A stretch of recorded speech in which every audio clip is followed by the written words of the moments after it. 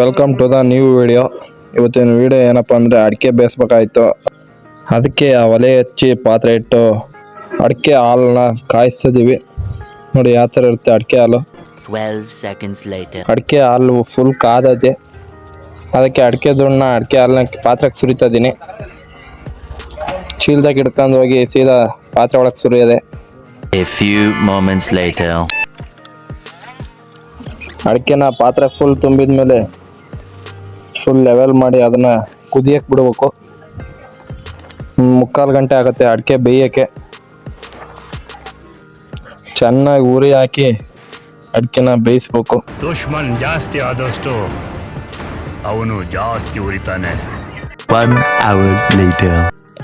ಯಾವ ಥರ ಅಡಿಕೆ ಕುದಿತೈತೆ ಅಂತ ನೀವೇ ನೋಡ್ಬೋದು. ಈಗ ಫುಲ್ ಬೆಂದಿದೆ. ಇದನ್ನು ತೋಡಿ ಒಣಾಕ್ಬೇಕು. ನೋಡಿ ಯಾವ ಥರ ಕೆಂಪುಗಾಗಿದೆ.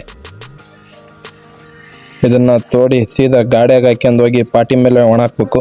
1 eternity later.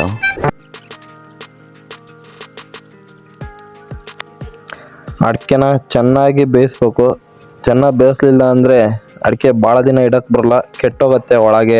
ತೋಡಿದ್ದೆಲ್ಲ ಆಯ್ತು, ಗಾಡಿ ಫುಲ್ ಲೋಡ್ ಮಾಡ್ಕೊಂಡು ಈಗ ಸೀದಾ ತಗೊಂಡೋಗಿ ಪಾಟಿ ಮೇಲೆ ಅಳ್ಳದೆ ತಗೊಂಡೋಗ್ತಿದ್ದೀನಿ. ಆ ಥರ ಕೆಂಪು ಕಾಣ್ತಿದೆ ಅಡಿಕೆ. ಈಗ ಪಾಟಿ ಮೇಲೆ ಅಷ್ಟು ಅಳ್ಳಿದ್ದೀನಿ, ಒಣಗ್ತೈತೆ ಬಿಸಿಲಿಗೆ. ನೋಡಿ ಈ ಥರ ಕಾಣ್ತಿದೆ ಅಳ್ಳಿರೋ ಅಡಿಕೆ. ವಿಡಿಯೋ ಇಷ್ಟ ಆದರೆ ಲೈಕ್ ಮಾಡಿ, ಶೇರ್ ಮಾಡಿ, ಸಬ್ಸ್ಕ್ರೈಬ್ ಮಾಡಿ. ಈ ನಿಮ್ಮ ರೈತನ ಮಗ ಸಣ್ಣ ಫಾರ್ಮರ್ನ ಸಪೋರ್ಟ್ ಮಾಡಿ.